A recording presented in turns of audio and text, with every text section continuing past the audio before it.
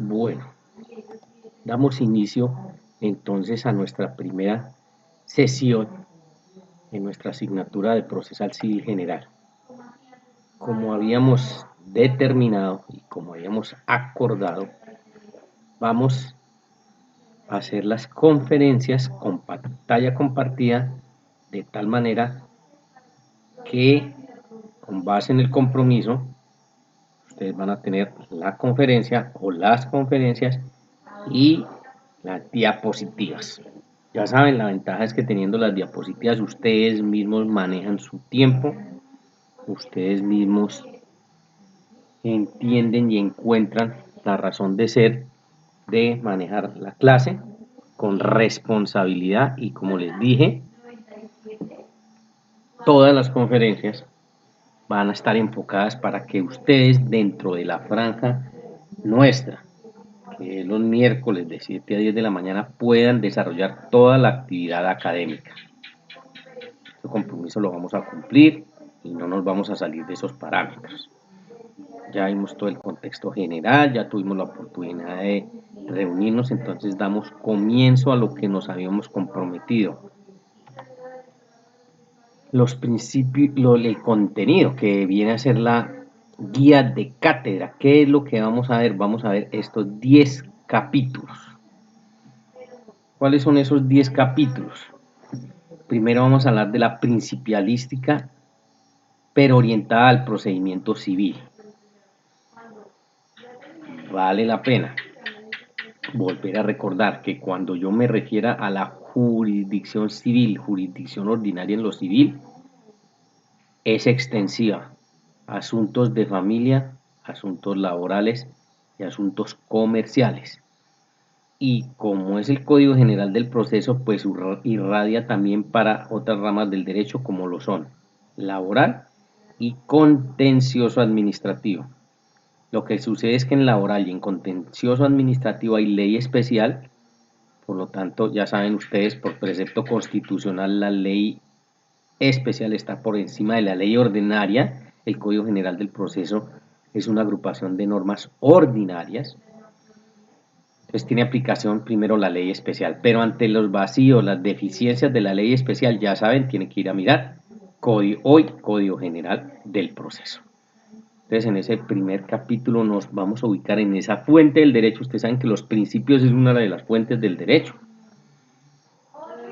Hay otras, como lo son la principal, la ley, la principialística, la costumbre, la jurisprudencia, la doctrina, en fin, los principios orientados al procedimiento civil, o sea, con los cuales se ha elaborado, se ha estructurado en Colombia la existencia de todo un procedimiento en ese orden.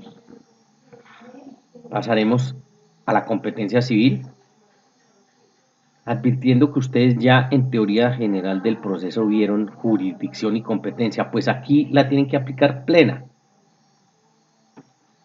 y tendrían que retrotraerse a sus conocimientos de jurisdicción y competencia en el ámbito general, que ya les digo, se ve en teoría general del proceso. Si no, ya saben, es responsabilidad de ustedes deben conocer ese esquema. Aquí entonces damos un paso nuevo y es que nos orientamos a la competencia pero civil. De ahí que precisaremos los asuntos, los conflictos en materia civil, agraria, comercial y de familia, a qué juez pertenecen y qué juez conoce, y nos moveremos en ese campo. El tercer capítulo, las reglas del procedimiento civil, las reglas orientadoras del procedimiento civil. Vamos a ver, las tendrán que tener muy en cuenta porque conforme a esas reglas se desarrollan los procesos hoy en Colombia. Entonces, con base en las 4 etapas de todo proceso, encontramos que se rigen por unas reglas que vamos a mirar en qué consisten y así sabemos a qué atenernos. tiene que ver directamente con un principio que vamos a ver aquí, que es el de la preexistencia de la norma. Entonces las reglas ya están dispuestas. Ubíquense ustedes en cualquier actividad del ser humano o de los seres humanos, una que ustedes, digamos, ejercitan mucho, que puede ser el deporte. Entonces las personas saben, demos ese ejemplo, por decir algo, al tema de un partido de fútbol, por ejemplo, y ya se saben las reglas, ¿cierto? Las reglas están preestablecidas, entonces cuando se llegan allí, los árbitros, los jueces saben y dominan el tema y dan aplicación a esas reglas. Los jugadores, como están en ese medio, saben qué reglas lo rigen. Y, por ejemplo, tienen ya claro el concepto de qué hacer si, ejemplo, se trata de un saque lateral. ¿Cómo se debe hacer? Entonces, por más de que usted quiera, si está respetando ese régimen en el que estamos dando el ejemplo, pues usted no puede hacer un saque lateral con el pie porque se le ocurrió. No, tiene una forma, tiene unas reglas que hay que cumplir y aquí las vamos a aplicar en el procedimiento civil. Van a estar orientadas en ese procedimiento civil. Después pasaremos ya a la teoría plena de los actos procesales. Entonces acuérdense que les dije ya en las primeras de cambio que el libro segundo del Código de Procedimiento Civil y del Código General del Proceso, que es la herramienta de ustedes, se orienta a toda la teoría de los actos procesales. Entonces ahí tenemos todos los subgrupos de todos los grupos, perdón, de los actos procesales que vamos a ver. Y si usted mira con cierto cuidado, solo quedarían por fuera unos que serían los actos procesales probatorios. ¿Por qué? Porque esos actos procesales probatorios en la mayoría de nuestras universidades están destinados a una asignatura particular, independiente, autónoma, que se llama Teoría General de la Prueba o en otras universidades probatorio. Por eso, esos faltarían aquí. Entonces, desde ahí ya tomen nota, ya tienen que estar muy pendiente que estos son los actos procesales, los que tienen ustedes ahí dispuestos en la pantalla. Faltarían solo unos, que son los actos procesales probatorios, les insisto. ¿Por qué no los tenemos aquí dentro de la guía de cátedra de Código de Procesal Civil General? Porque se ven como una asignatura autónoma e independiente. Entonces eso les restarían y los van a ver, porque en el derrotero del área procesal, ya saben, son 4 microcomponentes. Teoría general del proceso, que ya la vieron. Procesal civil general, que es en la que estamos. Y le restarían procesal civil especial, que es los procesos en particular. Y probatorio o teoría general de la prueba, que es lo mismo, que serían los actos procesales probatorios. Pero son de tal rigor y son de tal importancia que en la mayoría de universidades le asignan, le destinan una asignatura autónoma e independiente. Esto es solo para ubicarlos en el contexto.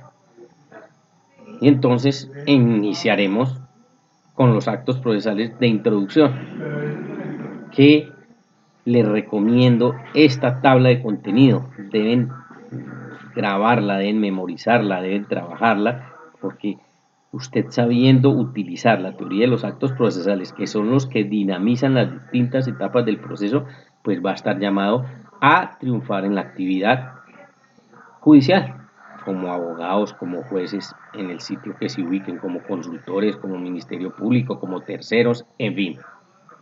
De los primeros, los actos procesales de introducción contienen la demanda y la contestación de la demanda. Todo lo contentivo a la demanda y lo veremos cómo se estructura, cómo se hace, qué se puede hacer con una demanda en Colombia, se puede retirar una demanda, sí o no, si se puede retirar, en qué tiempo se puede retirar, cuáles son los requisitos para retirarla, en fin. Se puede pedir la aclaración, se puede pedir la reforma de la demanda, sí, todo eso lo veremos y ustedes lo tienen que saber, porque obviamente que ustedes pues manejarán y tendrán que manejar esos actos procesales en las distintas etapas del proceso. Esto lo tienen que asociar directamente con una cosa que ustedes vieron que se llamó el derecho de acción y de contradicción, porque aquí está reflejado todo el derecho de acción, ¿cierto? En la demanda, en el desarrollo de la demanda. Y la contestación de la demanda, todo lo que tiene que ver al extremo demandado, y se hace ejercicio del derecho a la defensa. Entonces ahí lo acopian en ese capítulo cuarto. Los actos procesales de decisión, que veremos, en Colombia son solo 2, Los autos y las sentencias, miraremos puntualmente todo ese contenido. Los actos procesales de comunicación, que son las órdenes y las notificaciones.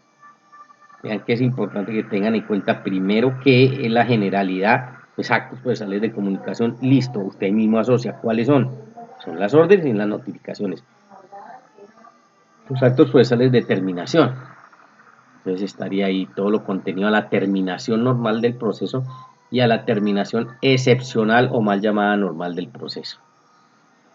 Los actos procesales de ordenación, impulso o instrucción, que son sinónimos los tres, con cualquiera de los tres los conocen y están orientados a permitirle, a darle al juez esas herramientas para que el juez pueda promover el proceso y llevarlo hasta su fin, con sentencia, que es la razón de ser de nuestros jueces. Los actos procesales de alegación, vamos a ver en qué consisten, dónde aplican, dónde hay lugar a usarlos, y terminaremos con los actos procesales de impugnación, todo lo que tiene que ver con recursos. Esto orienta y de qué manera todo el quehacer al interior de un proceso judicial. Su importancia pues es máxima, ¿cierto? Es bien significativa. También nos habíamos comprometido con una bibliografía general, simplemente la dejo expuesta ahí. Hay muchos doctrinantes, pueden ustedes consultar el libro que quieran de autores nacionales, de autores extranjeros, eso es del arbitrio de cada uno de ustedes, y unas lecturas recomendadas, de las cuales yo he sido el autor, que tienen que ver directamente con actos procesales. Ahí también tienen un derrotero donde consiguen esa información, pero ya les digo, no es de carácter coercitivo esta bibliografía, como ninguna bibliografía. Pueden y están en la absoluta libertad de consultar todo lo que ustedes a bien tengan respecto de lo que es procesal civil general. Por eso miren ahí que hablamos algunas veces de volúmenes, de tomos, porque la mayoría de doctrinantes en materia procesal dividen sus estudios por tomos, y es muy similar, o muy similar no, totalmente similar a cómo están ustedes enfrentando su penso.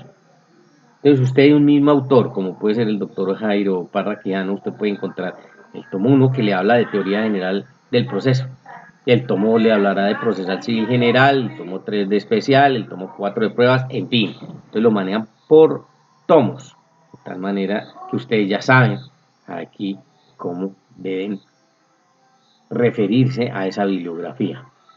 Porque en procesal civil general, pues hay que acudir a la bibliografía pertinente. Ahorita no es momento para que, ejemplo, ustedes se dediquen al tomo número tal de tal autor si habla de procesal civil especial, porque estamos enfocados en ese procesal civil general. Entonces es simplemente una guía que es básica, que es general, pero para nada los obliga. Pueden consultar los autores que quieran, les repito, de acá, me refiero a Colombia, o del exterior. Nos ubicamos entonces en nuestro primer capítulo y lo empezamos a desarrollar, los principios del procedimiento civil. ¿Qué son los principios? Los principios son mandatos de optimización de las reglas procesales. Por eso son orientadores, por eso son fuentes, o se constituye una fuente del derecho, que hoy es muy importante, importantísima. De ahí que cuando usted analiza una jurisprudencia, por ejemplo, encuentra el tema de principios, o ustedes que ya han tenido la oportunidad de ver jurisprudencias de la Corte Constitucional, enmarca primero los principios orientadores. Cuando ustedes abordan las leyes, las nuevas leyes que se están sacando, las leyes especiales o de carácter general, miren que sin importar el tema, siempre dicen o hablan de unos principios orientadores. Nos van a permitir acudir a ellos como fuente para todo nuestro tema hermenéutico, de argumentación, de fundamentación, y de ahí su importancia. Hay que entender que estos principios como fuente del derecho son distintos a las reglas, los sistemas o los principios. Son tres cosas distintas, por eso lo es disyuntivo. Lo que pasa es que algunos autores a veces los confunden o los manejan de esa manera, pero los principios tienen ese fin que les comento, que es efectivamente orientador a la aplicación de la norma. En cambio, las reglas o los sistemas son particulares y las adopta cada estado, cada agrupación de seres humanos. Entonces vea que podemos tener un principio universal como es el principio del debido proceso, y ese nos va a orientar dentro de un marco, y aquí lo veremos, de cómo adelantar un proceso y cuáles son sus límites, pero tiene ese carácter universal, mientras que las reglas o el sistema sí las escoge cada estado en particular, y entonces ustedes encuentran que allí se establece un sistema, por ejemplo, como el dispositivo acusatorio o inquisitivo o inquisitorio, que son tradicionales, ¿no? Yo creo que se los han mencionado. El sistema dispositivo o acusatorio indica como característica principal que los sujetos procesales, en este caso las partes, tienen una mayor injerencia en la aplicación de ese sistema. O sea, retrotráigase en los sujetos procesales. Ustedes saben que los sujetos procesales son el juez, las partes y los terceros. Entonces estamos diciendo, en el sistema dispositivo o acusatorio tiene una preponderancia las partes como tal, y el juez, por decirlo así, una actuación o una intervención más pasiva, mientras que el sistema inquisitivo o inquisitorio dispone de una participación más preponderante del juez y, digámoslo, para compararlo con el otro, más pasiva con las partes. Es la diferencia entre los dos sistemas, el dispositivo acusatorio y el dispositivo inquisitorio.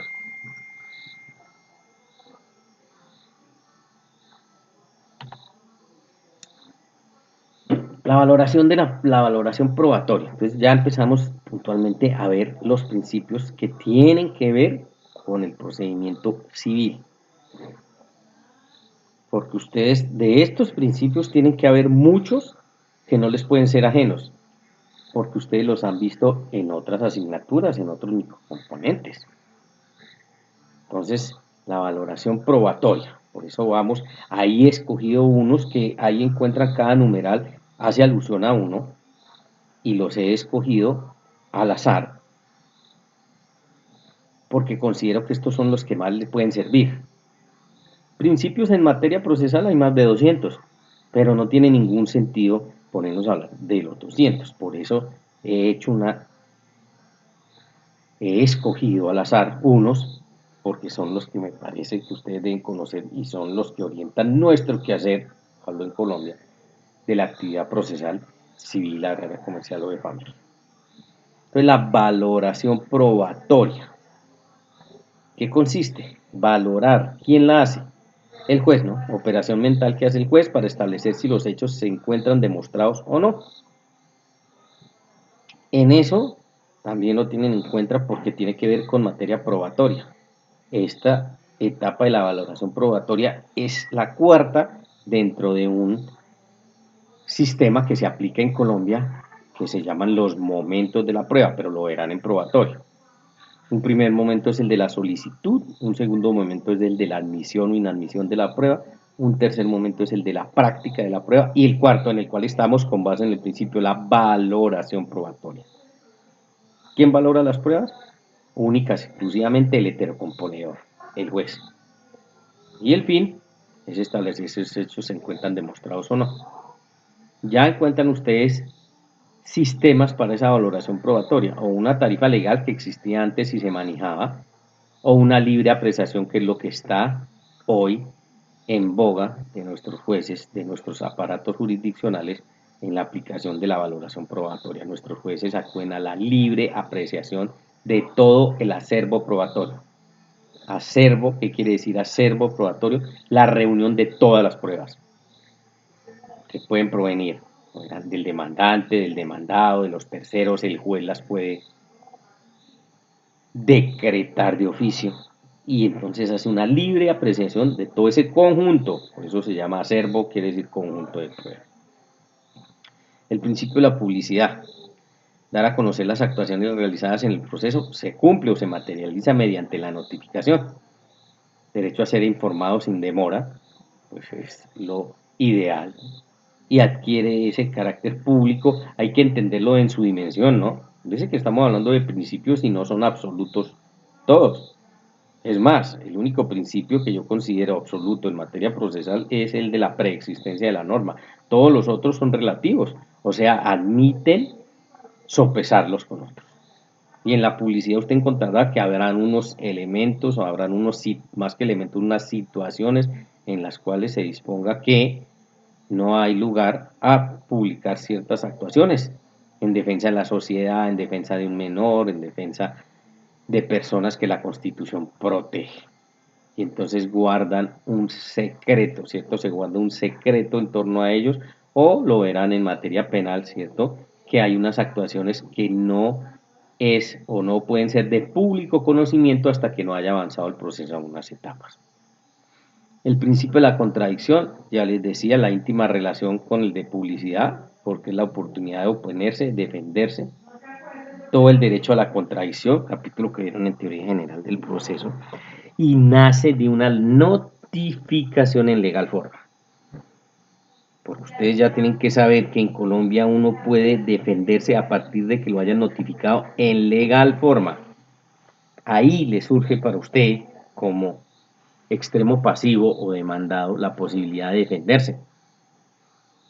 Entonces hay que saberlo, hay que conocerlo, porque una vez, repito, notificados, empiezan a correr unos términos para que usted se defienda.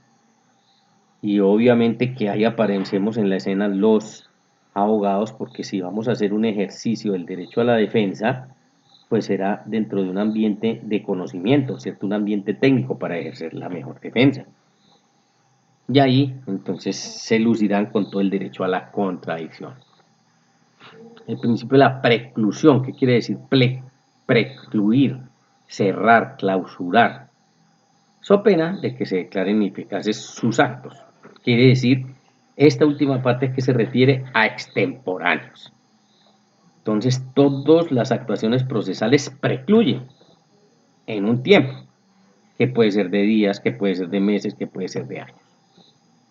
Por eso dice que so pena, aplicando el principio de preclusión, de declarar significables si usted no lo hace dentro de ese tiempo. Porque si usted deja pasar el tiempo y después intenta promover la actuación judicial, pues ¿en qué deviene? En ineficaz, porque el juez le va a decir, es extemporáneo, ya no es de recibo. Esto tenía tal término para que usted actuara. Si se pasó, precluyó y esa sería la consecuencia. El principio de la adquisición, importantísimo, pero tiene que ver directamente también con los actos procesales de probatorios. Los actos procesales no pertenecen a las partes, pertenecen al proceso en materia de pruebas. Y es que una vez practicada la prueba, cualquiera que ella sea, ya no es del resorte de las partes, ya no pueden disponer de ellas. Ya eso hace parte del proceso y el juez le dará la valoración que él encuentre pertinente hacerla.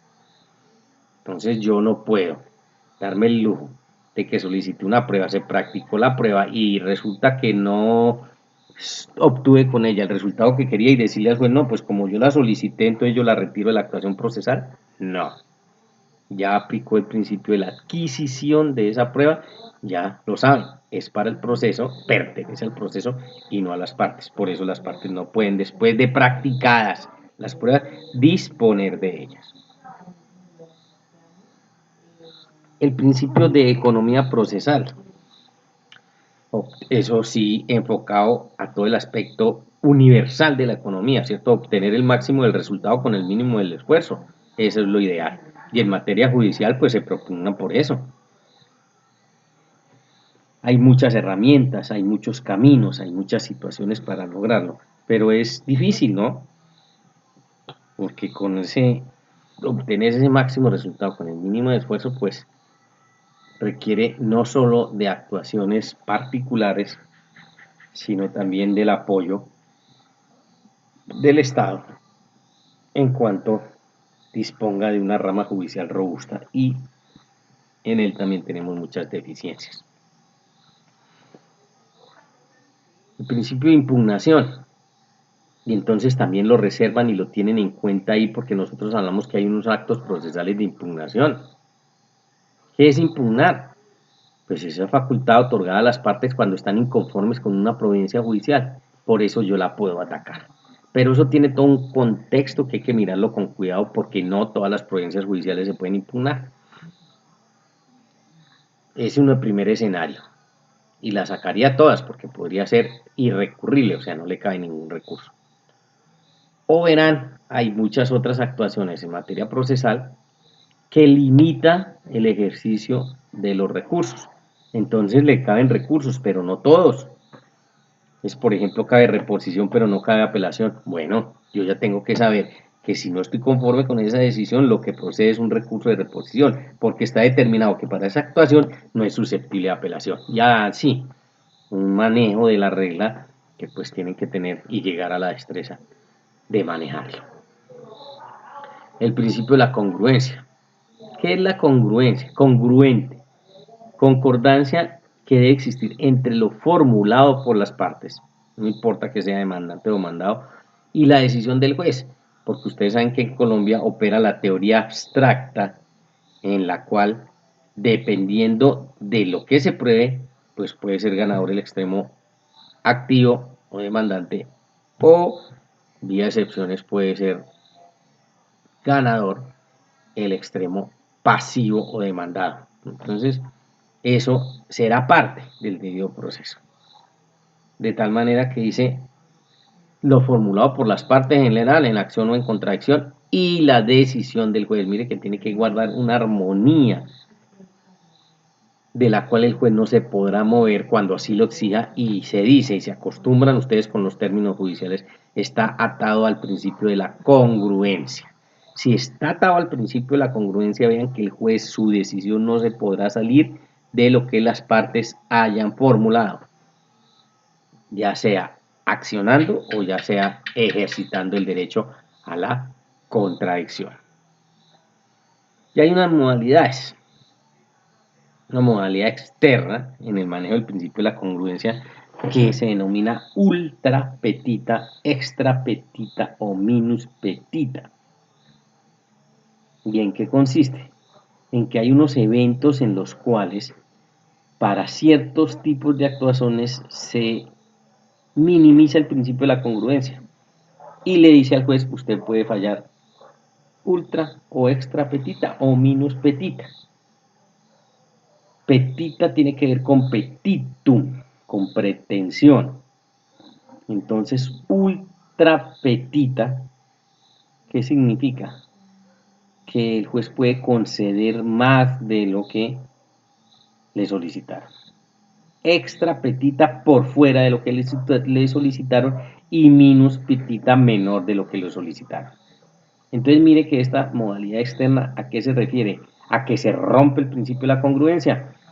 Entonces van a conocer ustedes de algunos casos en los cuales le dice, para estos asuntos el juez no está atado al principio de la congruencia, debe y tiene que fallar ultra, extra o minus, dependiendo de las circunstancias. Y lo encontramos en asuntos como los de familia, que en aras de favorecer el núcleo familiar, por ejemplo, si es un conflicto de familia y hay menores y no se refieren nada a las partes, a los menores, el juez está en la obligación de fallar ultra y extra petita en favor de esos menores. Y miren que les estoy diciendo, se rompe el principio de la congruencia, por lo tanto el juez entra a favorecer a ese menor, y sin que las partes se lo hayan dicho, él entra a disponer de ese menor, como puede ser, ejemplo, la cuota de alimentos. Y miren que el tema puede devenir en otro asunto, debe ser un divorcio, pero existiendo menores, el juez está en la obligación de fallar ultra y extra petita y ahí lo establece. Y en algunos casos, pues minus petita, que es menos de lo que se solicitó. Y en el carácter interno, la congruencia que debe haber entre la parte motiva y resolutiva de la sentencia y de toda sentencia. Claro, tiene que haber un hilo conductor. Cuando ese hilo conductor no es coherente o no es consecuencia de él o no es consecutivo, entonces hay una ruptura entre la parte emotiva y la parte resolutiva. Eso en Colombia, ¿qué genera? O una nulidad o una posibilidad de usted impugnar esa decisión argumentando precisamente eso, que la parte resolutiva, por ejemplo, no es congruente con la parte emotiva. Y si eso es así, usted tiene razón y el superior jerárquico donde vaya la actuación tendrá que entrar a establecer que efectivamente hay una falencia entre la parte emotiva y la resolutiva, por lo tanto entrará a dictar un nuevo fallo. El principio de la cosa juzgada, que le da un carácter obligatorio y definitivo a las decisiones de los jueces. Aquí tienen que tener cuidado que hay cosa juzgada material y hay cosa juzgada formal. La cosa juzgada material, ¿cuál es? Aquella que no resiste, no acepta ningún cambio. Ya se dispuso por el juez, se respetó todo un debido proceso y lo profiere en ese sentido, tiene ese carácter obligatorio y definitivo, que no se puede modificar. Por eso, si yo estoy inmerso en un proceso y resulta que ese proceso ya se había adelantado y ya un juez se pronunció sobre él, pues yo qué alego, cosa juzgada, porque le digo al juez, mire, esto ya se juzgó entre las mismas partes con base en los mismos hechos y entonces prosperaría. Esa es la cosa juzgada material, ese carácter definitivo. Pero en Colombia hay unos asuntos que hacen tránsito a cosa juzgada formal. ¿Eso qué quiere decir? Que hay eventos de unos conflictos muy particulares en los cuales la cosa juzgada no puede ser material, tiene que quedar en el ámbito de formal. El ejemplo típico allí, ¿cuál es en Colombia? El tema de alimentos. Usted puede pedir que se fije una cuota de alimentos y resulta que fijada esa cuota de alimentos es insuficiente si usted arrima las pruebas necesarias y existe esa necesidad del menor para que cumpla con esa obligación de los alimentos, usted le podría al juez pedir que aumente la cuota de alimentos. Y ya le digo, si usted logra probar eso, el juez estará en la obligación de hacerlo. Entonces alguien podría decir, no, pero es que ese asunto ya se trató, eso hay cosa juzgada material. No, en asuntos de familia, no, porque si se presentan unas nuevas circunstancias, como lo estamos mencionando en el ejemplo, pues ¿qué sucede? Que si la necesidad del menor es esa y el juez encuentra que efectivamente el demandado, perdón, tiene más bienes o tiene cómo responder con una cuota a la cual antes era insuficiente, pues puede perfectamente aumentar la cuota. Entonces la primera sentencia fijó la cuota. Esa primera sentencia hace tránsito a cosa juzgada, pero formal, porque como es susceptible de cambios, puede venir una segunda actuación en la cual determine que hay lugar el aumento. Esa segunda decisión hace tránsito a cosa juzgada formal, porque también si se cambian las circunstancias, pues podría disminuirse o en algunos casos exonerarse. Entonces hay que tener cuidado, ¿no? El principio de la cosa juzgada material y formal. El principio de las dos instancias, de ese les habrán hablado muchas veces, lo que en Colombia desarrolla todo el tema de la apelación, ¿no? Instancias, entonces se establece los grados del proceso que se deben cumplir y nos hablarán y veremos, y también lo asocian para cuando hablemos de competencia. Procesos de única instancia en Colombia, ¿los hay? Sí. Si el proceso es de única instancia, vean que usted no puede atacar esa decisión en apelación porque no hay lugar a otra instancia, por eso su nombre clarito, única instancia. Pero si el proceso se desarrolla porque la ley así lo determina en una primera instancia, entonces vean que se desarrolla en primera instancia, pero usted estando inconforme con esa primera instancia podría atacar esa decisión en apelación y sería una segunda instancia. Entonces lo tienen en cuenta cuando hablemos de los factores de competencia, ahí lo tenemos que retrotraer, mirar cómo eso funciona en Colombia, en qué consiste ese recurso de apelación. Las actuaciones son, claro, ante un determinado funcionario, que vendría a ser el juez de primera instancia y el juez de segunda instancia. Ya en el contexto universal, la primera instancia, ¿cómo se conoce? O el juez que interviene en la primera instancia se denomina acuo, que quiere decir hasta. Entonces hay que entender ese acuo que nos dice hasta ese momento actúa, hasta ese momento es competente. ¿Y cómo está establecido en Colombia?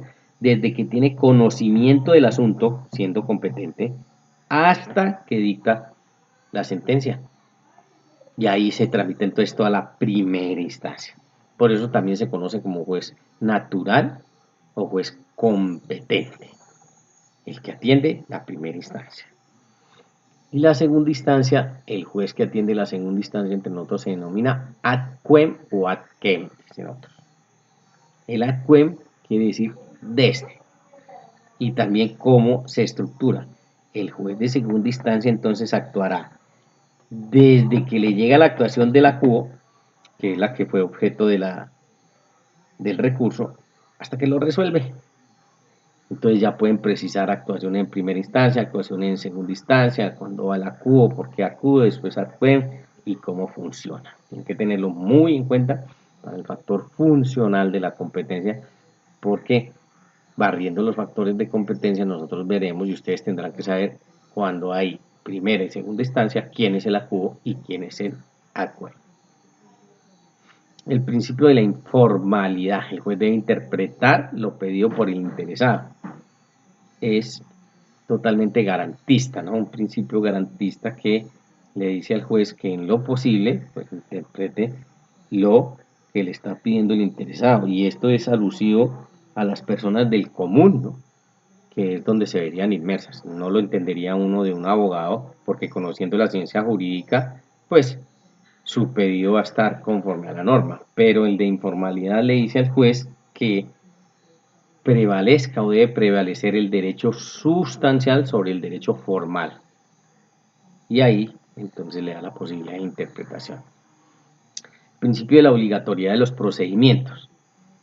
Nadie puede ser juzgado sino por tribunal competente o competencia y observando las formas propias del proceso y el procedimiento preexistencia de la norma. Se conjugan esos dos principios en la obligatoriedad de los procedimientos. Claro, están diseñados, están fijados, es mediante ellos que tenemos que movernos. Es prevalente en Colombia, reiteramos, el derecho sustancial sobre el derecho procesal, de tal manera que si un juez de la República, un magistrado, se encuentra en esa dicotomía entre una norma sustancial y una norma procesal, ¿qué tiene que hacer? Darle preferencia y prevalencia a la norma sustancial. En el Código de Procedimiento Civil encontramos en el título preliminar 3 principios, el del impulso, el de las instancias y el de la gratuidad, que se conservan en el Código General del Proceso y se aumentan en su título preliminar. Ahora no tenemos no solo esos 3, sino el Código General del Proceso se dio a la tarea de incorporar otros 7 que tienen que ver directamente con el desarrollo de las audiencias y las actuaciones orales en Colombia. El principio de la iniciación e impulso de los procesos.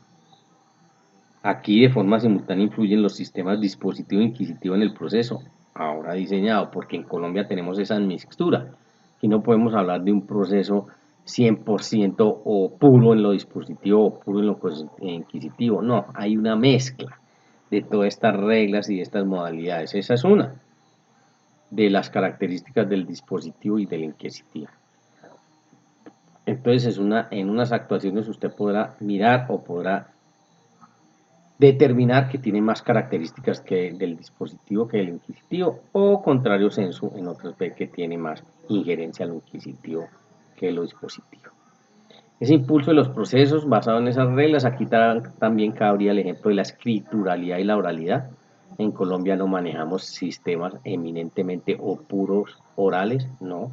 Hay una mixtura y hay unas etapas del proceso, hay unos actos procesales que respetan la escrituralidad y se deben hacer en ambientes de escrituralidad. Lo que pasa es que mayoritariamente pues son y serán orales con las nuevas disposiciones. Una tendencia a una aplicación mayoritaria de la oralidad sobre la escrituralidad. de las instancias que tiene que ver con el recurso, nuevamente apelación, dice los procesos tendrán dos instancias a menos que la ley establezca una sola.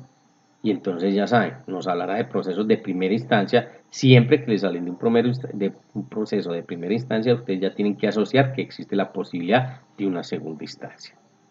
Y cuando establece una sola, nos hable, estos procesos serán de única instancia, ya veremos cuáles. Eso desarrolla el artículo 31 de la Constitución, que dice toda sentencia podrá ser apelada o consultada, advirtiendo que la consulta fue desterrada del ordenamiento procesal civil con el Código General del Proceso. Por lo tanto, en ese sentido solo hablamos de que toda sentencia podrá ser apelada en principio, aunque no es cierto, porque ustedes ya saben y tienen que analizar que si la sentencia es en un proceso de única instancia, no hay lugar a una segunda instancia. Si no hay lugar a una segunda instancia, nunca podremos hablar de apelación. Entonces eso hay que mirarlo en contexto, ¿no? No es que aplique a rajatabla y plega. Principio de la gratuidad. Bueno, servicio de justicia que presta el Estado será gratuito, sin perjuicio del arancel judicial y de las costas procesales, por eso las separamos, que siempre se o habrá lugar a cobrarlas. Este principio también es relativo y es muy mentiroso en el fondo, porque el servicio de justicia sí, es entre comillas gratuito, pero ¿quién permite la remuneración de nuestros jueces y los magistrados? Pues nosotros mismos a través de vía impuestos o el Estado con las regalías o lo que le pueda entrar por su actividad económica. Entonces esto de que es gratuito tiene su reparo grande. Nosotros mismos sufragamos todos esos gastos. Y separa, digamos, el arancel judicial y las costas que se constituyen el arancel judicial en un tributo para fiscal a favor del Estado destinado al mejoramiento de la función pública. Entonces encontrarán ustedes que se cobra por parte del Estado por ciertas actividades procesales un monto, un arancel, que va a ese destino. En esto no vamos a entrar a discutir ni a pormenorizar, pero es un manejo muy similar al ejercicio de los impuestos, ¿no? La figura del impuesto concebida como está universalmente, pues es benéfica para la generalidad, ¿no? Porque cobrando o cobrándole a las personas un impuesto cuyo fin está destinado a unos intereses generales y a favorecer a las gentes más desprotegidas en un país, pues nadie puede discutir eso. Distinto es el manejo que le dan, o que se lo roban todos, o que son excesivos, o que siendo permanentes, siendo temporales se vuelven permanentes, en fin. Pero como institución, pues es muy loable. Y el arancel judicial está destinado al mejoramiento de esa función pública, cosa que también en Colombia muy poco o nada, pues se cumple. Y las costas procesales, que incluye las expensas y las agencias en derecho, o sea, en general, los gastos que se ocasionen en el desarrollo de un proceso que estén debidamente probados, los debe pagar la parte que sea vencida en la actuación. Por eso popularmente se dice, ¿quién paga las costas? ¿Quién pierde en la actuación judicial? Y es cierto, porque lo condenan en costas. Hay unos gastos alusivos al proceso que ya les digo, por o como regla general los debe pagar la parte vencida. Principio del acceso a la justicia, bueno, muy trillado, ya también lo conocen en el aspecto constitucional. Los términos procesales se observan con diligencia y su incumplimiento injustificado será sancionado. Los términos procesales incluyen los judiciales y los legales. ¿Cuáles son los judiciales? Los judiciales son los que determina el juez. Entonces, en algunas actuaciones usted verá que el juez dice, para hacer esa diligencia, que puede ser una inspección judicial, requerimos de 2 días, que es un terreno inmueble muy grande, y se van a precisar o se va a mirar un tema de linderos. Bueno, puede que implique 2 días. Entonces es un término judicial en el que participa el juez y las partes, pero lo fija de acuerdo a las circunstancias y las condiciones. Esa misma inspección la puede hacer en un complejo de propiedad horizontal en Bogotá, donde sabe uno que lo limitado del apartamento pues es una diligencia que perfectamente se puede hacer a lo sumo en una hora. Y está haciendo, digamos, la misma diligencia, pero dependiendo del inmueble, por eso son judiciales, él los determina. Y los legales, ¿cuáles son los términos legales? Los que dispone el legislador. Entonces encontrarán ustedes que en Colombia dice el término del traslado para los procesos verbales es de 20 días. Bueno, ese es un término legal que es inmodificable porque lo ha dispuesto o lo ha señalado el legislador y está inmerso en la ley. En este principio del acceso a la justicia, pues el tiempo señalado para resolver contribuye a la humanización de la justicia. Al ser humano no puede distraerle de esa misión en atender con ansiedad e incertidumbre un proceso sin tener claro cuándo termina. Y es todo un ejercicio en el cual Colombia se ha dado la pela y se desgasta mucho, ¿no? Pero determina en asocio con el principio de preclusión, ya saben ustedes que todos los actos procesales precluyen, pues asociado con el acceso a la justicia. Y entonces uno acude a la justicia para que le resuelvan un conflicto, pero tiene que ser en términos razonables de la duración del proceso o de la actuación. Sí, a eso se refiere. Alcance más extenso, ¿no?, de este principio, asegurar la efectividad de la tutela judicial. ¿En qué consiste? Pues esa es la garantía que los derechos legítimamente reclamados ante jueces sean amparados y satisfechos gracias al proceso. Ese es el fin del proceso en su carácter general, que tiene que ver con la sociedad. Esas sentencias de cualquier juez de la República pues tiene que conllevar una paz social y la gente poder confiar en el aparato jurisdiccional de tal manera que dijo que se hizo justicia en tiempos razonables. Si eso se refiere al numeral segundo, ¿cierto? Debido proceso de duración razonable. Si eso se desborda, entonces pasa lo que está sucediendo hace muchos años en Colombia, y es que las personas le han perdido la credibilidad al aparato jurisdiccional. Y entonces o no acuden a los procesos o los descuidan o, lo que es peor, hacen justicia por su propia mano. Porque dice, lo que me va a meter a someter a un proceso judicial en Colombia si, ejemplo, tiene una duración de 12 años, eso no tiene ningún sentido, pues prefieren no acudir a ella. Y también determinando ese alcance, legitimación de grupos de personas para acceder a la jurisdicción. Ya lo han visto ustedes en constitucional, ¿no? Acciones colectivas como las acciones populares y de grupo, que saben ustedes que llegaron a nosotros con la constitución del 91, por eso se habla de legitimación de grupos. Estamos hablando en plural y saben que ustedes esas acciones se pueden promover y en público pues las verán y tendrán que adentrarse en ellas. Esos principios de acceso a la administración de justicia y el debido proceso, pues fueron la base de todo el Código General del Proceso. En ellos, digamos que se cimentó todos los cambios para que eso pudiese, y es el cometido que pueda funcionar. Hay uno que se encuentra en el código que habla del proceso oral y por audiencias, eso para mí no es ningún principio.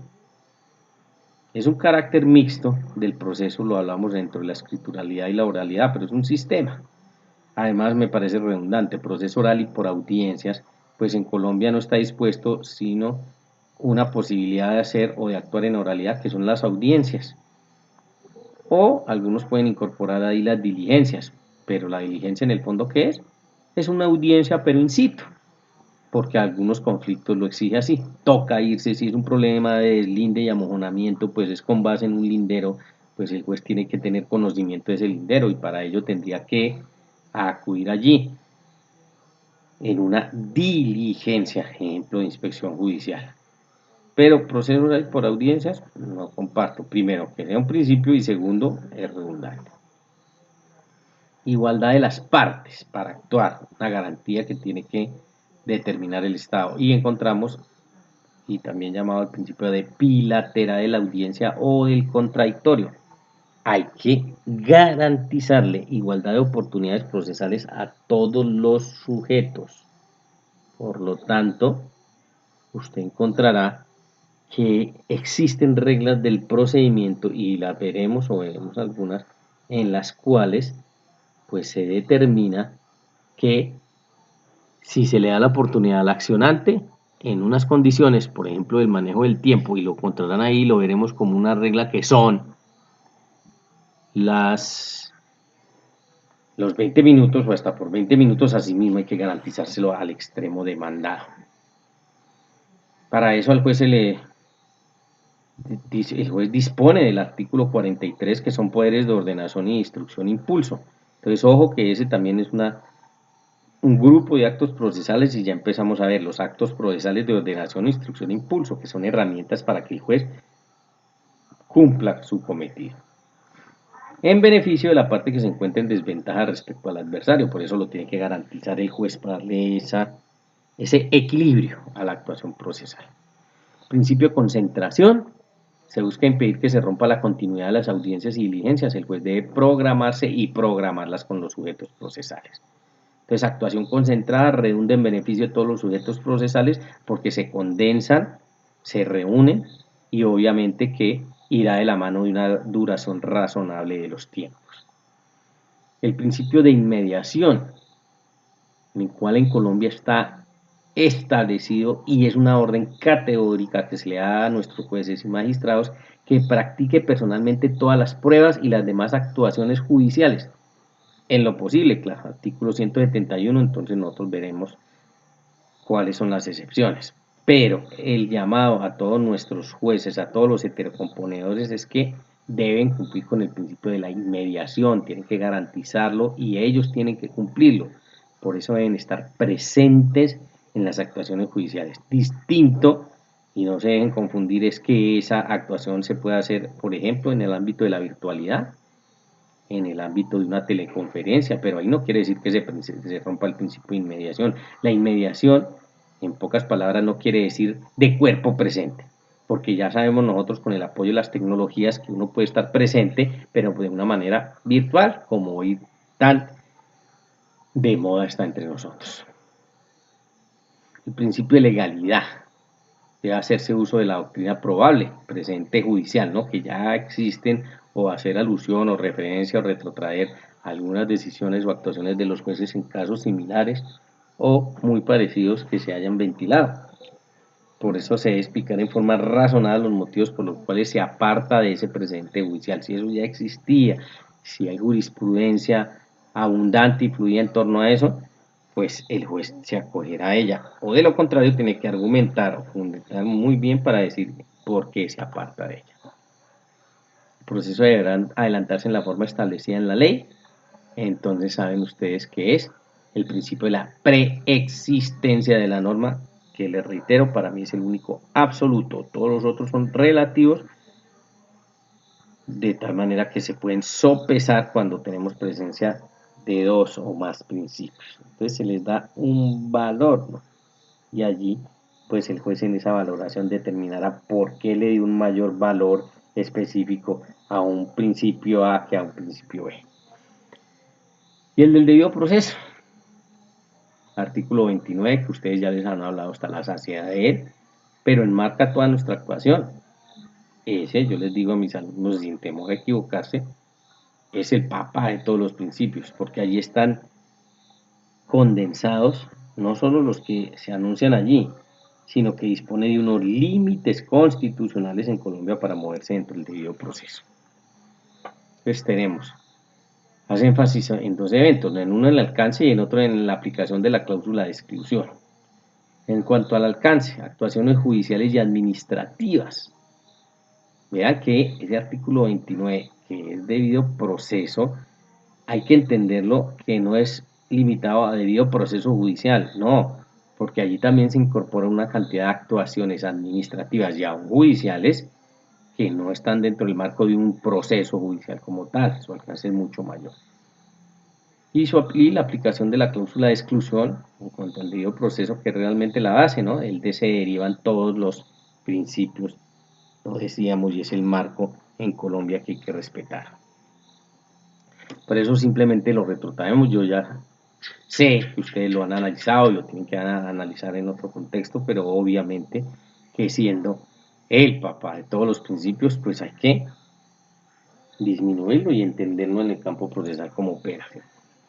El debido proceso se aplicará a toda clase de actuaciones judiciales y administrativas, ya lo dijimos, su alcance es mucho mayor. Y empieza a enumerar unas reglas basadas en unos principios. Nadie puede ser juzgado sino conforme a las leyes preexistentes al acto que se le imputa. ¿Y de qué me está hablando? Del principio de la preexistencia de la norma. Ante juez o tribunal competente, ¿de qué me está hablando? De jurisdicción y competencia.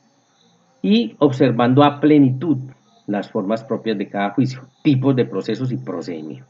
Por eso es que se habla de un marco, de tal manera que si se viola este marco, ¿qué sucede? Hay una nulidad en la actuación.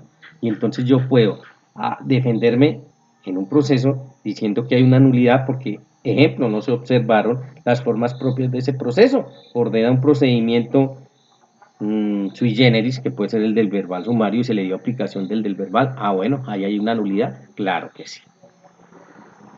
Y hace énfasis el artículo 29 también en los microcomponentes constitucionales y en los penales, pues siempre se trae a colación, ¿no? Porque dice textualmente, en materia penal, entonces esos principios se aplican en materia penal y sus afines, dice la ley permisiva o favorable, aun cuando sea posterior, se aplicará de preferencia a la restrictiva o desfavorable. Principios que en materia penal son de carácter universal, pero nosotros los hemos acopiado para esas ocasiones.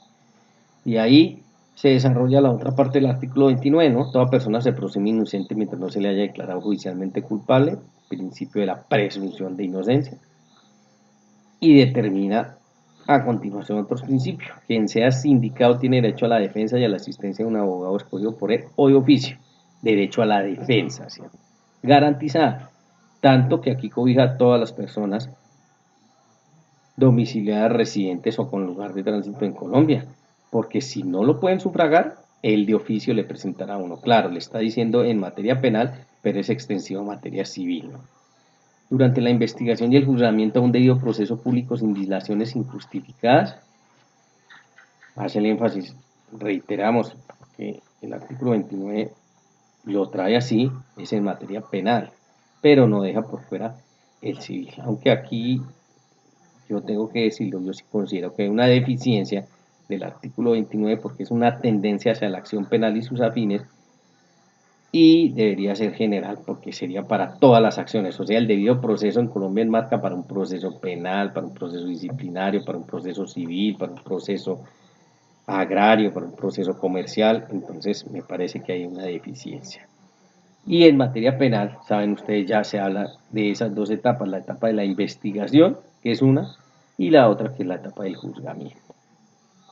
Obvio, sin dilaciones injustificadas, que también es un saludo a la bandera.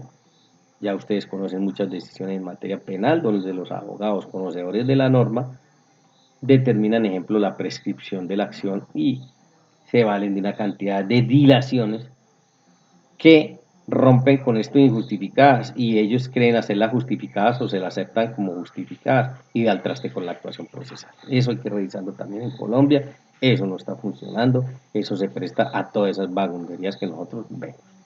A presentar pruebas, ustedes ya lo vieron en probatorio, a presentar y a controvertir pruebas, las que lleguen en su contra, o sea, todo el tema de pruebas y de los momentos de la prueba, de los 4 que ya dijimos y ustedes los conocen.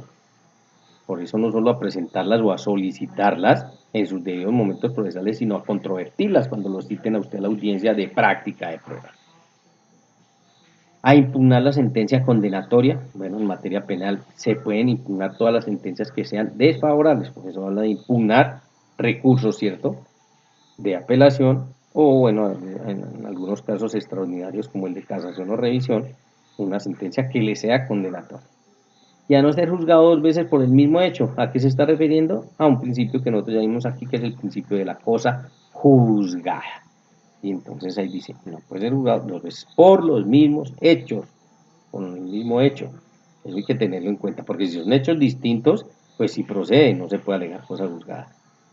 Y termina con otro enunciado que ustedes en materia probatoria tuvieron que haber trabajado porque es exclusivo en materia probatoria y nos dice la parte final del artículo 29 que es nula de pleno derecho, o sea, nulidad absoluta, la prueba obtenida con violación del debido proceso. Y allí lo tuvieron que haber desarrollado. Entonces es el marco de la Constitución. Nuestra Corte Constitucional, ¿qué dice el debido proceso? Entonces vamos a dar como las explicaciones de carácter constitucional y de carácter tratado internacional que se maneja en el mundo entero. Corte Constitucional, que dice en punto específico, es la regulación jurídica que de manera previa limita los poderes del Estado y establece las garantías de protección a los derechos de los individuos, de modo que ninguna de las actuaciones de las autoridades públicas dependa de su propio arbitrio, sino que se encuentren sujetas a procedimientos señalados en la ley. Mirándolo con cuidado, ¿qué enmarca? Pues ese artículo 29, que nos debemos someter a la preexistencia de la norma. Eso tiene que estar establecido en una norma y con base en esas que nos van a juzgar y con base en esas que nos vamos a mover. Y ya lo decíamos a nivel internacional, del bloque constitucionalidad, debido proceso. Entonces ahí tienen donde los encontramos, ¿no? Distintas agrupaciones de normas de carácter internacional, como la Declaración Universal de los Derechos Humanos de Naciones Unidas, ahí está la referencia, el Pacto Internacional de Derechos Civiles y Políticos, la Convención Americana sobre Derechos Humanos, al cual se Colombia, que se conoce como el Pacto de San José de Costa Rica, la Carta Africana sobre los Derechos Humanos y de los Pueblos, y estos todos son referentes para entender que Colombia, en ejercicio de la aplicación de justicia, se debe a un debido proceso. Iniciamos y hemos dispuesto entonces el capítulo de competencia civil. Les decía, vamos a dar aplicación al tema de competencia, pero en el ámbito civil. Para eso hay que mirar la estructura jurisdiccional de la rama civil. Entonces vamos al tema de jurisdicción, que ya les digo, de ese ya le hablaron, pero nos enfocamos aquí en lo civil, encontrando como órgano máximo en lo civil la Sala de Casación Civil, Agraria, Comercial y de Familia de la Corte Suprema de Justicia. Ese es nuestro órgano jerárquicamente mayor en la aplicación de esa rama del derecho. Por eso estamos hablando de jurisdicción y vamos descendiendo. Ya esto tocamos en las primeras de cambio, ¿no? Descendiendo encontramos después de las salas de casación la sala civil y de familia en algunos eventos de los tribunales superiores de distrito judicial. Después, en un grado inferior, jueces civiles del circuito y los jueces civiles especializados y los de familia tienen ese mismo rango. Entonces el juez de familia en Colombia, ¿qué rango tiene? El mismo rango de un juez civil del circuito. Para descender a unos jueces civiles municipales y por último unos jueces promiscuos. Con aporte del Código General del Proceso encontramos jueces municipales de pequeñas causas y competencias múltiples, que fue una incorporación que hace puntualmente el código y pues desarrollando los artículos lo tendremos que ver, pero ese es el organigrama de la jerarquía vía jurisdiccional en vía civil. De ahí que para poder hablar de competencia entonces ya nos retrotraemos y vamos puntualmente a los artículos del Código General del Proceso y nos ubicamos en el artículo 15 que nos habla de la cláusula general o residual de la competencia. Corresponde a la jurisdicción ordinaria. Ojo, jurisdicción ordinaria porque saben ustedes la jurisdicción ordinaria atiende asuntos laborales, asuntos penales y asuntos civiles en asocio con los que dijimos. Aquí, como estamos hablando de lo ordinario en lo civil, entonces, ¿qué nos dice? Miren que le correspondería a esa jurisdicción ordinaria cualquiera de los tres eventos. Que sí. Si no hay regla que atribuya una competencia a otra jurisdicción, corresponde a la jurisdicción civil. Es muy difícil que sea en Colombia, pero el legislador la tuvo que dejar prevista, porque se puede determinar por las características de la jurisdicción. Y si dado caso no se puede ubicar por sus características en una jurisdicción, pasará a la jurisdicción ordinaria en lo civil para que lo atienda. Ojo que estamos hablando de competencia. Por eso dice cláusula general o residual de competencia. Es muy difícil llegar a ellas porque está casi que totalmente, o yo diría totalmente hoy en Colombia preestablecido. Por eso, pues no sea, pero el legislador no podría dejar ese boquete y por eso determina esa regla. La segunda, si no hay norma que lo atribuya a una especialidad, corresponde a los jueces civiles del circuito. Si llegáramos a ese fatal caso también de que no se sabe si el asunto es de familia o es comercial o es agrario, ¿quién conocerá? El juez o un juez civil del circuito. Hoy ya les digo, eso es no existe en Colombia porque están las reglas de competencia que nos llevan perfectamente al juez. por su especialidad, o si es directamente el juez civil del circuito siendo el caso y aplicando la competencia. Y termina diciendo que todo asunto que no esté atribuido expresamente por la ley a otro juez civil, por ley a otro juez civil. Entonces, este artículo 15, ¿qué es lo que hace? Da cumplimiento a la función de nuestros jueces que dice que la rama judicial en Colombia está dispuesta para resolver los conflictos, todos. Entonces no se puede quedar por fuera ninguno de ellos. Por eso habla de esta cláusula que viene a ser residual de la competencia. El artículo 29, entonces ojo que ya empezamos en materia de competencia a establecer unos parámetros que ustedes ya tienen que conocer. El artículo 29 me habla de la prelación de la competencia y dice: en Colombia es prevalente la competencia establecida en consideración a la calidad de las partes. Ténganlo presente porque ahorita que empecemos a ver los factores de competencia, pues ahí vamos a hablar de prelación de la competencia, que ya les digo, si tiene alguna duda va al artículo 29 del Código General del Proceso y ahí está determinado. Esa es una primera regla del proceso 29. Y una segunda dice: las reglas de competencia por razón del territorio, entonces aquí lo limita ya solo al territorio, se subordinan a las establecidas por la materia y por el valor. Entonces aquí, ya les digo, lo tienen presente porque a esta nos tenemos que retrotraer cuando hablemos de los factores de competencia.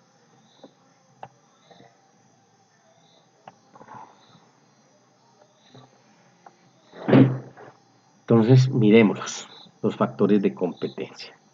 Despacio, con cuidado, vamos a ver cómo operan y cómo funcionan. Artículo que dice que el factor subjetivo o del factor subjetivo que mira a la persona conoce la Sala de Casación Civil, Agraria, Comercial y de Familia de la Corte Suprema de Justicia. Y miremos en qué eventos.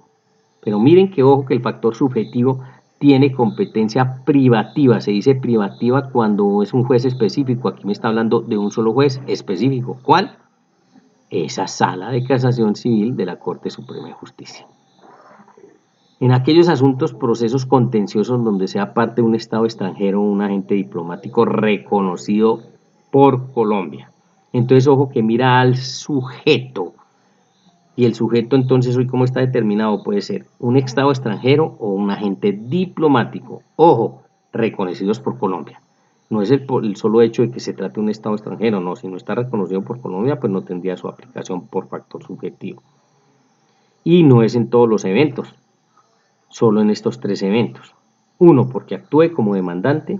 2, porque bienes que se hallen en el territorio. O 3, por actos realizados por fuera de sus funciones. ¿Por qué? Porque es que, ejemplo, los agentes diplomáticos saben ustedes, por el derecho internacional público, que cuentan con una protección, un blindaje, ¿cierto?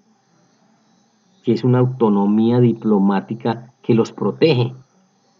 Y entonces, por tener ese reconocimiento de agente diplomático, se dice que esos asuntos donde ellos cometan algún tipo de faltas, si es en ejercicio de sus funciones, ejemplo, tengamos en cuenta un embajador, pero en ejercicio de sus funciones, ojo que estamos hablando de competencia, pues el juez competente no estaría en Colombia porque hay una inmunidad diplomática que nosotros hemos reconocido.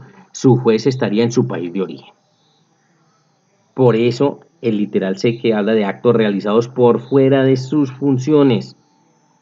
Porque si está dentro del ámbito de sus funciones, les reitero, el competente será el juez de donde tengan origen, no ninguno colombiano. Pero si ya realiza unos actos que no son de sus funciones o alusivos a sus funciones y está dentro de un conflicto, pues ¿qué sucede? Que sí será competente un juez colombiano. Entonces, por ejemplo, estamos hablando de agentes diplomáticos, estamos hablando del embajador de Francia, en Colombia. Y resulta que él tiene libertad, ejemplo, para comprar un vehículo en Colombia, en un concesionario. Claro que sí. Eso es una actividad que está por fuera de sus funciones, sí, por ejemplo, se lo compra uno de sus hijos, se lo compra a su esposa, son actividades personales que no tienen que ver con su función como agente diplomático. ¿Eso está por fuera? Sí, de tal manera que, por ejemplo, si el concesionario le incumple, ese agente diplomático que tiene que hacer, entablar un proceso de responsabilidad civil contractual, digamos, para ese caso, contra esa compañía vendedora de automóviles, contra ese concesionario, porque fue una actividad por fuera de sus funciones. ¿Y a dónde irá el proceso? A la Sala de Casación Civil, Agraria, Comercial y de Familia de la Corte Suprema de Justicia, porque está determinado que aplica la competencia privativa. Ya no conoce responsabilidad civil contra magistrados del Consejo de Estado, magistrados del Tribunal Superior de Distrito Judicial, porque esto antes existía, ya no. En Colombia esa competencia para decidir esos casos en materia de responsabilidad del Estado y de los magistrados y jueces por hechos de la Administración de Justicia está ahora atribuida a la jurisdicción contenciosa administrativa. Ojo que nosotros estamos hablando de jurisdicción ordinaria en lo civil, agrario, comercial y de familia, por eso este evento pasó ¿a dónde? A la jurisdicción de lo contencioso administrativo, responsabilidad del Estado por sus magistrados y jueces. Primero, el factor subjetivo, y en ese estricto orden, ese es el primero que hay que mirar. Es muy circunscrito, ¿cierto? Porque solo es mirando al sujeto y tiene que ser o un agente o un Estado extranjero reconocido por Colombia o un agente diplomático. Entonces son casos muy escasos. Pero ese es el primero que hay que mirar, porque ese factor subjetivo, ahí lo asocian con el 29 y ya saben que es prevalente y preferente. El segundo, el factor objetivo. El factor objetivo se subdivide en dos, o por la naturaleza del asunto o por la cuantía. Entonces miremos qué casos atiende por la naturaleza del asunto por factor objetivo. Entonces mira ojo, la naturaleza del asunto, esto no mira en cuantía. Siempre que esté atribuido por naturaleza del asunto hay que mirar primero este evento y después si habría lugar a la cuantía. Pero estamos hablando que estos son atribuidos por la naturaleza del asunto. Entonces, del exequatur o sentencias o laudos arbitrales proferidos en el exterior. Es un trámite especial que hay en Colombia para hacer valer las providencias judiciales proferidas en el exterior aquí en Colombia. Competencia también privativa de la Sala de Casación Civil, Agraria, Comercial y de Familia de la Corte Suprema de Justicia. Entonces mire que tienen que ir haciendo el croquis porque aquí ya tenemos que desarrollando los factores de competencia, nuestra Sala de Casación Civil, Agraria, Comercial y de Familia atiende privativamente los asuntos que acabamos de ver por el subjetivo, que ella es la única competente, estados reconocidos con esas condiciones o agentes diplomáticos con esas condiciones que no los cobije la inmunidad, y por factor objetivo, entonces del trámite del exequatur, que les reitero es la posibilidad de hacer valer en Colombia providencias judiciales proferidas en el exterior. Ya nos enfocamos entonces en los jueces civiles municipales. Artículo 17 dice, los jueces municipales en única instancia conocerán de estos. Aquí está simplemente traído el artículo para que lo miremos. No se los voy a pedir que lo hagan de memoria, ni que se lo tengan que aprender, ni nada parecido, pero miremos, que mire que el artículo 17 entonces ya me ubica perfectamente. Jueces municipales, solo municipales, jueces civiles municipales, ¿cierto? En única instancia. Entonces, estos que están aquí enlistados no son susceptibles de apelación, porque el mismo artículo me está diciendo, son de única instancia. Entonces, ¿cuáles? Y estos son simplemente ejemplos, contenciosos de mínima cuantía y responsabilidad médica. Entonces, si hay un asunto de esos, un conflicto de esos, ¿quién lo resuelve? Un juez civil municipal en un proceso de única instancia. Y así todos. Los procesos de sucesiones de mínima cuantía. Ojo, porque estamos hablando solo de las sucesiones de mínima cuantía. Otra cosa, y adelante las veremos, son sucesiones de menor o mayor cuantía. Porque en Colombia se manejan los 3 grados, ¿cierto? De mínima, de menor o de mayor. Aquí, y está puntual, por eso el instrumento y la herramienta es el Código General del Proceso. Si usted tiene dudas, pues va y lo mira. El matrimonio civil. ¿Quién puede entonces cumplir con el matrimonio civil en Colombia? 2 vías, porque aquí ya la competencia no es privativa, sino esa prevención. O los jueces civiles municipales en única instancia, artículo 17, numeral tercero, entonces se van familiarizando, porque si hay unos numerales, miren que yo para hacer alusión y para que me entiendan tendría que decir de manera completa, numeral tercero del artículo 17 del Código General del Proceso. Ya lo otro es su interpretación, ¿De qué se trata? De jueces civiles municipales en única instancia. El matrimonio civil, ellos lo pueden celebrar. Y les digo que esa no es privativa porque en Colombia también está permitido que la celebración del matrimonio civil se haga ante notario. Entonces aquí estamos hablando de la vida judicial. Y ahí usted que tiene que concluir y empezar a manejar que el matrimonio civil en Colombia se puede celebrar o ante notario o ante un juez civil municipal por virtud del numeral tercero del artículo 17. Y será un proceso de única instancia. Todos los conflictos que se presenten en los regímenes de propiedad horizontal, algunos asuntos del Código de Comercio, cuando diga el Código de Comercio que es una ley especial y esto lo atenderán en única instancia los jueces civiles municipales o hacen la remisión al artículo 17 del Código General del Proceso y ya saben ustedes. Los asuntos atribuidos al juez de familia en única instancia cuando el municipio no haya juez de familia o promiscuo de familia. Pero miren con cuidado. Lo importante es que ustedes sepan interpretar y a manejarse en esto porque se les empieza a abrir el mundo de la aplicación del derecho. Asuntos atribuidos a juez de familia. Ojo, porque yo aquí les estoy hablando de jueces civiles municipales, ¿cierto? Entonces esos asuntos atribuidos a jueces de familia en única instancia, ojo, son los de única instancia. Cuando en ese municipio no haya juez de familia o promiscuo de familia, porque el Estado colombiano está en la obligación de cumplir con la resolución de los conflictos, pero no puede garantizar en todos los municipios jueces de familia por el tema presupuestal. Pero el conflicto de familia, si se suscita ya, que ¿quién lo tiende? Pues esos de que sean de única instancia los atenderá un juez civil municipal en única instancia. A no ser que haya juez de familia o promiscuo de familia, porque si hay juez de familia o promiscuo de familia, pues entonces el competente no será el juez civil municipal, ¿cierto? Será el juez de familia o el promiscuo de familia. Por eso lo que le está haciendo es cubrir la espalda a los jueces de familia cuando no haya, porque ya saben, si hay y el asunto es de familia, pues va a esos jueces. Los requerimientos y diligencias varias que se presenten en materia civil también se tramitarán aquí en única instancia por nuestros jueces civiles municipales. El numeral octavo, disposición especial que ordene al juez resolver con conocimiento de causa breve y sumariamente a su prudente juicio a manera de árbitro en aquellos casos donde se presente de esa manera. Digamos que es difícil también enfocarlo ahí porque ya están todos cubiertos, pero si se llega a presentar, acuérdense de la regla de residualidad. Para este asunto o en este asunto, pues aquellos que serían de única instancia ante un juez civil municipal. Controversias que se susciten en los procedimientos de insolvencia de personas naturales no comerciantes. Ese es un régimen, ¿cierto? Que existe en Colombia de insolvencia de personas naturales no comerciantes. Esas controversias irían a un juez civil municipal en única instancia. Y los demás que determine la ley, que es el caso de aquellas o todas aquellas reglas especiales o leyes especiales que dice este asunto será atribuido, ya les digo, conforme a lo dispuesto al Código General del Proceso.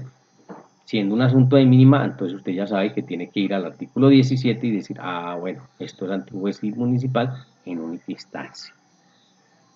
El parágrafo de ese artículo 17 me dice los numerales 1, 2 y 3. Solo los numerales 1, 2 y 3. ¿Que cuáles son? Los contenciosos de mínima y responsabilidad médica, sucesiones de mínima y el matrimonio civil. Esos tres, ¿qué me dice sobre esos tres? Dice, cuando no exista juez municipal, conocerá el juez municipal de pequeñas causas y competencias múltiples. Solo para esos tres conflictos. Comentarios al artículo 17. Primero, el numeral primero, por eso lo tengo por numerales, pues se ubican y les digo de las ventajas que tienen ustedes de poder parar, volver a mirar la diapositiva y consultando con el Código General del Proceso, y por eso es que las conferencias no se las doy de las 3 horas de la clase, porque ustedes necesitan sus espacios para consultar, para devolverse, para mirar el código y eso les implica tiempo, pero bueno, en un acto, en un ejercicio responsable, pues ahí lo tienen. Estos son unos comentarios personales a ese artículo 17. Sobre el numeral primero, se hace alusión a los asuntos agrarios que aunque también son contenciosos, estaban atribuidos al juez civil del circuito. Estaban. ahora ya están atribuidos a jueces civiles municipales en única instancia. Y los de responsabilidad médica también son contenciosos, o sea, hay contienda en ellos, pero para no confundirlos con la jurisdicción laboral. Entonces ahí se precisó y dijo, esos asuntos serán de competencia de un juez civil municipal en única instancia. Sobre los numerales 2 y 3, ¿qué comentarios hay? El juez civil municipal conoce estos asuntos de familia, así exista juez de familia. Eso es una curiosidad, que el asunto es de familia, porque alguien podría decir el matrimonio civil o el contexto de un proceso de mínima cuantía, hablando de sucesiones, pues es un asunto de familia y en realidad lo es. Pero por eso les hago la claridad, aunque son de familia, aquí determina la ley que los conocerá ese juez civil municipal en única instancia. Sobre el numeral sexto, asuntos de familia, cuando no haya ese juez, conocerá el civil municipal de todos los procesos de única instancia. ¿Dónde encuentro yo los procesos de única instancia? Y aquí lo vamos a ver en el artículo 21. Entonces el artículo 21 me dice asuntos que debe conocer un juez de familia en única instancia. Y a esto es que me está trayendo el numeral sexto, cuando no haya juez de familia. Entonces ahí los miran y encuentran ese listado. Se va agrandando cada vez más el chico, ¿no? Pero bueno, para eso tienen el instrumento. El artículo 18, terminamos con los comentarios de esta primera sesión. Jueces civiles municipales, pero en primera instancia. Entonces ahí está el listado. Contenciosos de menor o responsabilidad mínima. Miren que esto tiene diferencia con el anterior numeral primero, el artículo 17, porque allá nos habla de contenciosos de mínima. Aquí nos está hablando de contenciosos de menor o responsabilidad mínima. Todos los posesorios especiales del Código Civil, la norma sustancial habla de los asuntos posesorios especiales y entonces ahí dice que si se presentan conflictos en torno a la posesión o esas posesiones que habla el Código Civil, ¿a dónde van? A un juez civil municipal en primera instancia. El tercero, todo lo que tiene que ver con el saneamiento de la titulación de la propiedad, que tratan leyes especiales como esa moción 82 del 2008, tiene que ver con el tema de falsa tradición, de poseedores de bienes inmuebles cuya extensión en el sector urbano no sea superior a media hectárea y si es en el sector rural, que no sea superior a 10 hectáreas. Porque si sobrepasa esos límites ya no será el competente un juez civil municipal, sino sería el juez civil del circuito, pero por eso da esos límites. Vuelve y aparece en el cuarto el régimen de sucesiones, pero ya no las de mínima, las de menor cuantía. Entonces, ¿quién conoce en Colombia de las sucesiones de menor cuantía? Ya saben, jueces civiles municipales en primera instancia. Miren que es el mismo juez civil municipal. Lo que pasa es que aquí es en primera instancia. Y ya lo dijimos, si es en primera instancia, entonces es susceptible de interponer el recurso a apelación. Cosa que no se puede hacer con todos los enlistados del artículo 17, porque esos son de única. Apertura y publicación del testamento cerrado. Bueno, en materia de sucesiones y familia lo era. La corrección, sustitución o adición de partidas del estado civil o de nombre. Miren que de esas conoce, que es muy común, jueces civiles municipales en primera instancia. Y el numeral 7, que ahorita vamos a los comentarios, ya les digo, con eso terminamos la primera sesión. A prevención, o sea, ya no privativa, competencia a prevención con los jueces civiles del circuito de las peticiones sobre pruebas extraprocesales.